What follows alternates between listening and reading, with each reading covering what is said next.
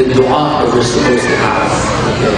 And the first point regarding it is we need to have that form of connection with Allah subhanahu wa ta'ala.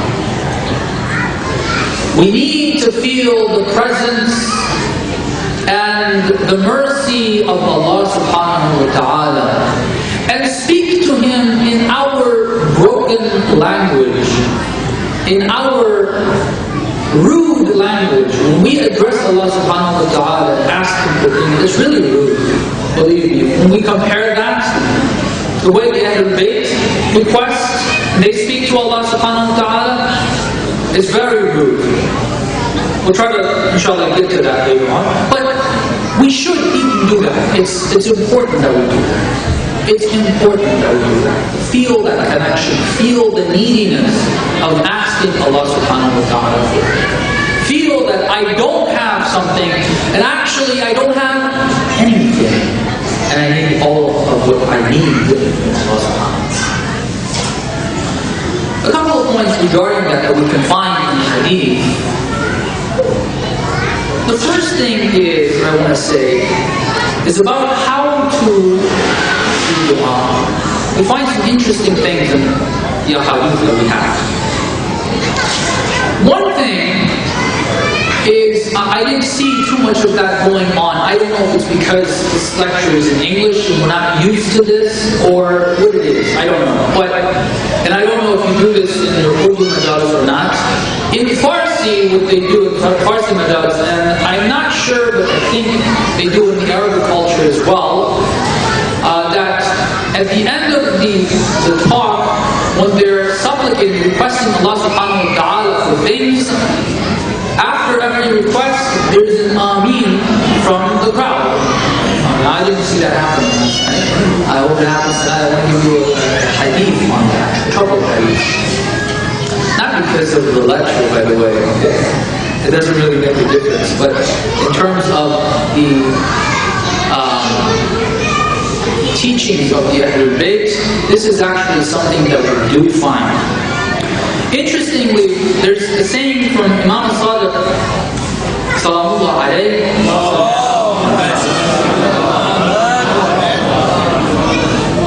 I'm trying to pick through the ahadith. I've written a bunch of them, but I'll pick this one for now, for tonight.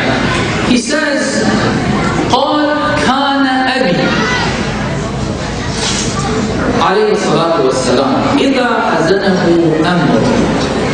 When my father was put in a situation, he was talking about Imam al-Baqir, talking about his father, Imam al-Baqir, when he was in a situation that he was feeling grieved, he was feeling sad, something was not going the right way. What did he do? He says, دعا النساء والصبيان ثم دعا وأمر. He gathered the women, his wife, sisters, those who were related, and the children. Gathered them in the session. They're going to be doing the real Ameen. God is going to be looking at them to respond to the request. He used to gather the women and the children. He used to make the dua and request them to say Ameen. According to another hadith, the one who makes the dua and the one who does the Ameen are the same in the ajr. Both of them are going to get the same reward. Now, I think we can take a lot of different things from this saying of Imam Sadiq Salamullah alayhi, because again, the shortage of time, I'm going to skip that. But one small one from it. Sometimes we see in our centers that the children are kind of, kicked out. We don't want to hear you. You go somewhere else to play around. Don't be in our session. And sometimes, unfortunately, it is done in a very, very rude way. The child does not like to be at the masjid because of that. The Imam tells us that this is not the case. When you want to make dua, actually bring in the children. When you're doing dua, don't say keep them out. Bring them in.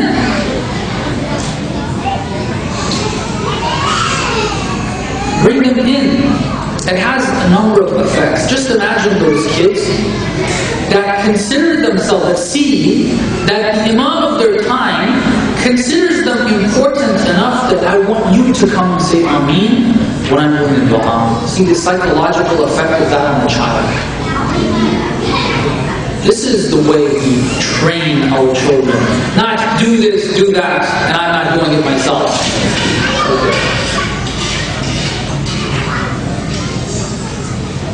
This is the way we have effect on our family. We bring the women in, everybody, the whole family come together, the gathering of the family. There's so much to go with that. I'll just suffice with that. How to do the dua. A couple of verses of the Holy Quran before I go back to the sermon of the Holy Prophet. Allah subhanahu wa ta'ala has two verses where He talks about dua and how the quality of dua should be. When you want to call upon Allah subhanahu wa ta'ala, this is learning the etiquettes of requesting. So we're not so rude when we talk to Allah subhanahu wa ta'ala. He says, "Ud'u rabbakum tadarru'an wa khufyatan." This is one verse. When you're calling upon Allah subhanahu wa ta'ala, ask from the bottom of your heart and plead, beg, tadarru'. And a side note here in regards to that doesn't come about, we can't fake it. Allah knows what's inside the heart. You can go to somebody, a human being that you want to ask, and tell them, I really need this, and seem like you're pleading. I don't know if you've seen some of these beggars. We talked about beggars this afternoon. The way they portray themselves as someone that's really, really, really needy, they do it so perfectly that you really believe them. Sometimes afterwards, the ones that are not really beggars, they really don't need the money. Afterwards, you see them going and spending the money on something they're not supposed to. You realize that they really need it. But when they're expressing, yes, I was put in this situation, my kids are like this and like that, and they start crying, you can fake it. When you're addressing a human being, and you may act like you're pleading, you can't fool yourself, you can't fool Allah subhanahu wa ta'ala. Tadarru' has got to come from within. That only comes when there is a feel of neediness, the realization of being needy, and the realization that the only one that can help is Allah subhanahu wa ta'ala. So he says, first of all, tadarru'an, building is khufyatan. Have you seen these people that, I don't want to discourage people from doing this, but this is an etiquette. Some people are always, like when they want to make a dua, they're like saying it out loud. God, give me this, that, the other. Sometimes we can do the du'as out loud, but the important thing to mention here, when you want to do a serious dua, when you're really, really requesting something, do it khufyatan. Do it while you're alone. We're talking about the month of Ramadan. One of the best times of the month of Ramadan is the sahur. Before Fajr time. Don't spend all your time before Fajr time on eating. Don't. That's the best time to have a really nice personal connection with Allah subhanahu wa ta'ala. A really nice connection, which will come about if we come to that realization, which we hope that in this session we'll be able to do that. So those are two things. Another thing which is found in the following verse is وَادْعُوهُ خَوْفًا وَطَمَعًا. Sometimes when people ask Allah subhanahu wa ta'ala for things, it's as though, there's, I don't know how much we have this here, but in Iran we find this very common. When people go to the officials or to any department or something and they want something, you find them like considering if they're right, and they go and start, just give me this, why aren't you doing this, that type of an approach towards things. Sometimes when people address Allah subhanahu wa ta'ala, you find that as well. Why aren't you giving me this? Why did you do this to me? It's very rude. No. ادعوه خوفا وطمعا. You need to have a balance of two things. One is khawf, fear. Fear of a lot of things, including, I don't know if this prayer of mine is going to be answered. You need to have that feeling of fear. And tama, at the same time, according now, I think, when I expand this, we have to refer to the du'as. The du'a says, when I look at my deeds, okay, I feel extremely hopeless. I don't deserve anything. I didn't deserve anything even if I were the best person, but looking at my deeds, I'm even worse than that. I don't deserve anything. I lose hope. But then when I look at your mercy, I find hope. You need to have a balance between those two, khawf and tama. The last thing I want to say is going back to the sermon of the Holy Prophet about how to do the dua. This is very important. I find it very important. He says, after saying that this month, okay, it says, وَدُعَاءُكُمْ فِيهِ مُسْتَجَابٌ. He then says, فَاسْأَلُوا اللَّهَ رَبَّكُمْ بِنِيَّاتٍ صَادِقَةٍ وَقُلُوبٍ طَاهِرَةٍ. Ask Allah, your Lord, with intentions that are sadiq, are truthful, are sincere. وَقُلُوبٍ طَاهِرَةٍ. And with hearts that are pure. One of the problems that we have is this. And going back to the verse, why some of our prayers are not answered, it's really this. We're saying the words. We're saying, God, give me this, but my mind is not even concentrating on who I'm speaking to. It's not a truthful request. It's not. So he says, make sure that your intentions are truthful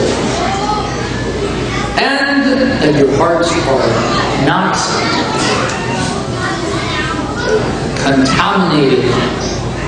Make sure your hearts are not contaminated. One of the things that contaminates the heart is hatred and dislike towards brothers and sisters in faith. That feeling inside is going to cause pollution. It's going to pollute the heart. When you're asking for something, you're asking Allah subhanahu wa ta'ala for something, the heart is not pure anymore. Is not going to get us what we're requesting. Now, I want to talk a little bit, I'm running out of time here, that I don't know what to do these nights. We hope that either the time is expanded or I don't know what we'll do. There's a couple points left. I have 5 minutes left. If I can finish that. I'm not going to be able to finish it, so I'm going to try to pick and choose, and maybe I'll have to carry on again to the following night. One interesting thing that we find in the hadith about dua is who to make dua for. Who to make dua for. There's a hadith from Imam Sadiq sallallahu alayhi. He again quotes his father. كان أبي عليه الصلاة والسلام يقول إمام البخاري خمس دعوات لا يحجبن عن الرب تعالى. There are 5 prayers that are never going to be covered and blocked